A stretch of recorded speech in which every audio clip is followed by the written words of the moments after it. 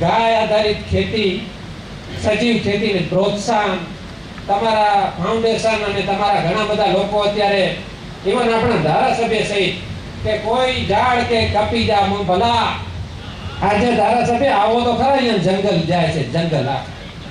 તો આ તમારી જે નીતિ તમારા એક ફાઉન્ડેશનના એક અધિકારી કચ્છ મિત્રની અંદર દિવ્ય ભાસ્કરની અંદર લેખ લખે છે કે ગૌચર જમીનો ખાલી થવી જોઈએ, એના ઉપરથી દબાણ હટવા જોઈએ.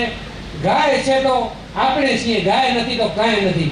આટલી બધી ગૌચર જમીનો લીધા પછી, ફોરેસ્ટની જમીનો લીધા પછી આવા લેખ તો ન લખો કમસે કમ.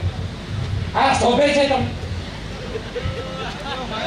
અમે માંગણી કરીને તમારી પાસે કાંઈ કરો, એના બદલે તમે અમને શીખવાડો છો કે જમીન ઉપરથી દબાણ ખાલી કરો ને ગૌચર જમીન છોડવી જોઈએ.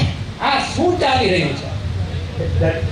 આપણે મુદ્દા ઉપર આવીએ. મુદ્દો છે સાહેબ, લોકો આંખોમાં આંગળીઓ કરે છે સામે, આંખોમાં આંગળીઓ કરે છે. બધા જાણે કોઈને સમજે ન હોય. અને અહીંયા આટલા ભણેલા લોકો કોઈને કાંઈ ખબર નથી. હું 9 ચોપડી પાસ છું સાહેબ, 9 ચોપડી ખાલી. મને એટલી ખબર પડતી હોય આટલા વિદ્યાર્થીઓને કોઈને કાંઈ ખબર નહીં પડતી હોય તો કંપનીમાં કામ કરે કોઈ. બધા ટેકનિકલ જાણે છે એવું ન સમજો તમે કે આ લોકોને કાંઈ ખબર નથી. ખબર છે તો આટલી મોટી સંખ્યામાં આવ્યા છે રજૂઆત કરવા. સાહેબ આનો તમે જવાબ આપો કાંઈ કે ગાય આધારિત ખેતીની તમે સલાહ કેમ આપો છો?